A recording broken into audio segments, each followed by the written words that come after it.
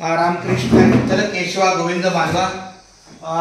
मी हरिभक्त परायण चंद्रकांत पांडुरंग कारंडे, मुंबई ते पंढरपूर पायी श्री संत रोहिदास दिंडी क्रमांक 24च्या आपल्या पंढरपूरच्या निवासी संभाव्य चातुर्मास आणि रजा दिंडीचा 32वा 33वा आणि 34वा म्हणजे दशमी, एकादश आणि बारस हे 3 दिवस आपल्या वारकऱ्यांच्या सेवेला अतिशय चांगल्या प्रकारे आतापर्यंत निवास मिळतच आहे, पण मालकी स्वरूपात निवास मिळावा यासाठी काही 2 गुंठ्याची जागा आम्ही शोधत आहे पंढरपूरच्या निवासी।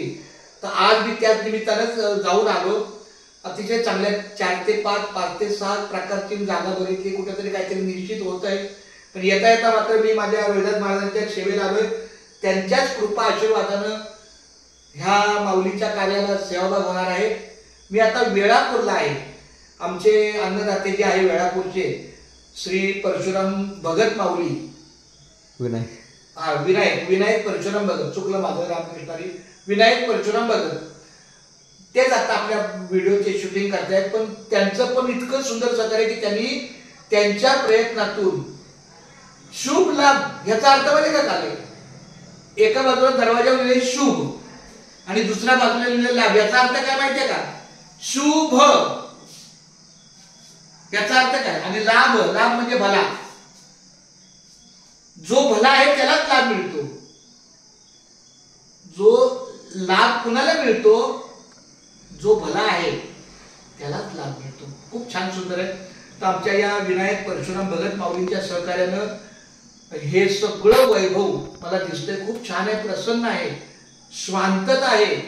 आणि अशा या माऊलीच्या कृपेनं एक अभंग पण लावतो जेवढा शक्य होईल तेवढा।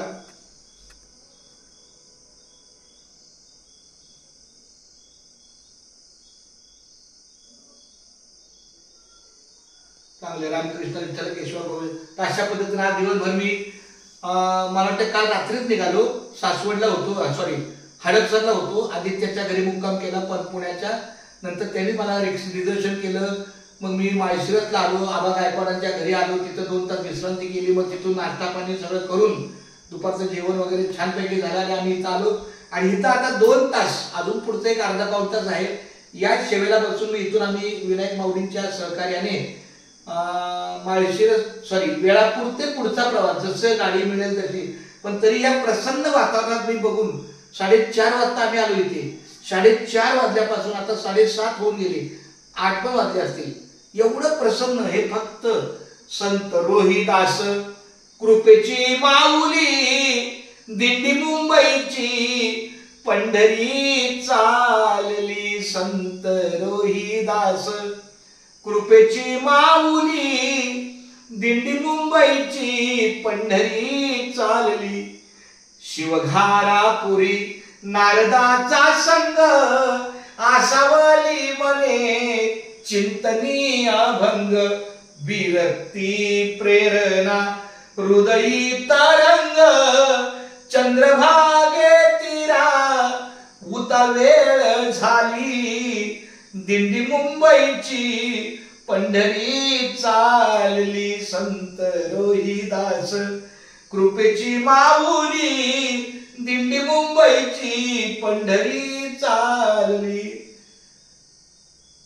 यातना विपत्ती जग हे सामोरी, संकल्प सिद्धीचे उभावी टेवरी, संतांच्या संगती संचिता निवारी, चित्त परमेश्वरा पाऊला पाऊली, दिंडी मुंबईची पंढरी चालली, संत रोहिदास कृपेची माऊली दिंडी मुंबईची पंढरी चालली। आमचे संत शिरोमणी रोहिदास महाराजांच्या सेवेमध्ये आम्ही आहोत।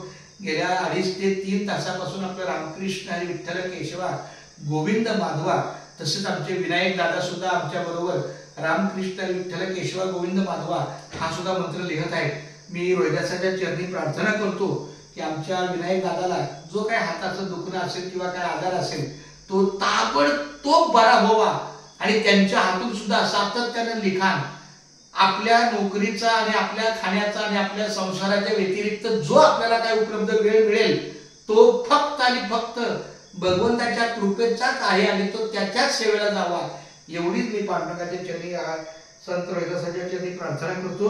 आणि जेवढं आपल्या हातून होता होईल तेवढं मला लिहिण्याचं सामर्थ्य आणि सहकार्य मिळो. पांडुरंग विठ्ठलाला मायबाप भक्ती कंगण ज्याचे सद्गुरु स्वामी पुंडलिकाचे परब्रह्म आले उपदेश आईसा नमस्कार माझा श्री संत रोहिदास. आणि अशा या संत रोहिदास महाराजांच्या चरणाला आणि वेळापूर सारख्या संत रोहिदास भवनामध्ये मी हरिनामाचा जप करत आहे. हे माझं भाग्य आहे. भाग्यवंता घरी भजन पूजन त्याची वाट पाहे रघुनंदन. जगाच्या बाजारी सर्व काही मिळे परी हे दुर्लभ संत जन. पूर्व पुण्य ज्याची असेल पुण्याई तोच मुखी घेई हरीचे नाम. चोका म्हणे तुम्ही आता तरी जागा राम कृष्ण हरी म्हणा निरंतर.